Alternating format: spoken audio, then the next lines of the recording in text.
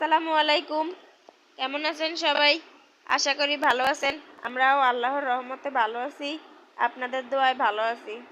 আজকে একটা রেসিপি নিয়ে চলে আসলাম। তো প্রথমেই দেখতেই পারছেন আমি ডালগুলো পানিতে ভিজিয়ে রেখেছি। আর তারপরে আমি আমার ধুয়ে রাখা মাছগুলো ভেজে নিয়েছি। তো আমি আজকে ডাটা দিয়ে, আলু দিয়ে, মাছ দিয়ে ডাল রান্না করব। অনেকেই অনেকভাবে রান্না করেন, আমার মতো করে ট্রাই করে দেখবেন। আর আমি যেভাবে রান্না করি সেটাই আপনাদের সাথে শেয়ার করলাম। তো তারপরে আমি পেঁয়াজ দিয়ে পেঁয়াজগুলো ভেজে নিয়েছি। পেঁয়াজ ভেজে নেওয়ার পর আমি রসুন বাটা এবং জিরা বাটা পরিমাণ মতো দিয়ে দিয়েছি।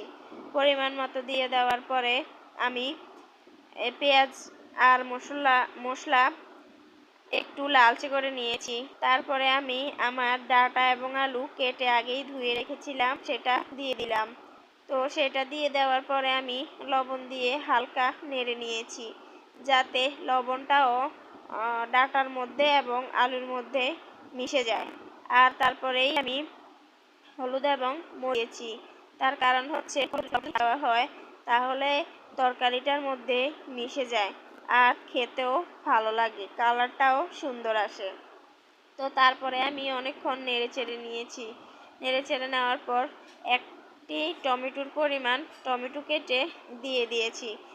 আর কেমন লাগে, আমার কাছে টমেটো ভুলে গেলেই আমার কাছে মনে হয় অনেক ভালো লাগে, দেখতেও অনেক সুন্দর লাগে।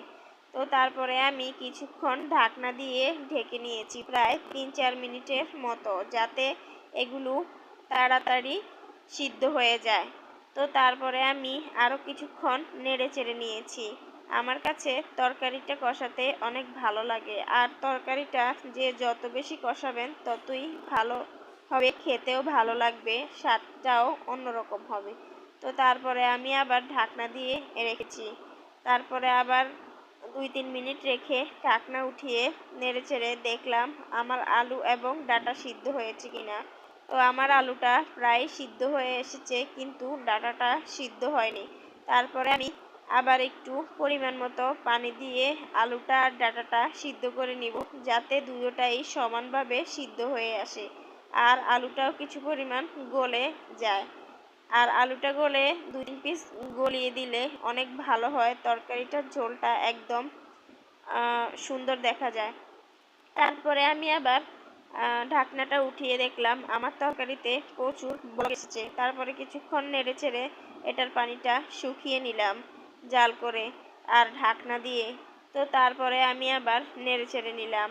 আর যে ডালটা আমি ভিজিয়ে রেখেছিলাম সেটাকে ধুয়ে আমি তরকারিতে দিয়ে দিলাম। যেহেতু আমি মশারির ডাল ইউজ করব, তো সেহেতু একবারেই দিব না, আমি 2 বারেই দিব, যাতে তরকারির সাথে ডালটাও মিশে যায়। আর অনেকেই মশারির ডাল দিয়ে রান্না করতে পারেন এবং বুটের ডাল দিয়েও রান্না করতে পারেন, যার কাছে যেটা ভালো মনে হয়। বুটের ডাল দিয়ে রান্না করলে আরও বেশি মজা হয়।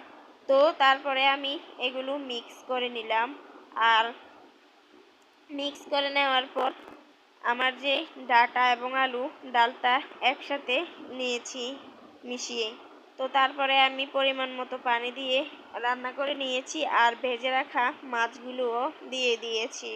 তো যারা যারা আমার চ্যানেলে নতুন তারা আমার চ্যানেলটি সাবস্ক্রাইব করে দিবেন, লাইক কমেন্ট করবেন। এই তো আমার তরকারির ফাইনাল লুক। খেতেও মজা হয়েছে, ভালো হয়েছে। সবাই সুস্থ থাকবেন, ভালো থাকবেন। আল্লাহ হাফেজ।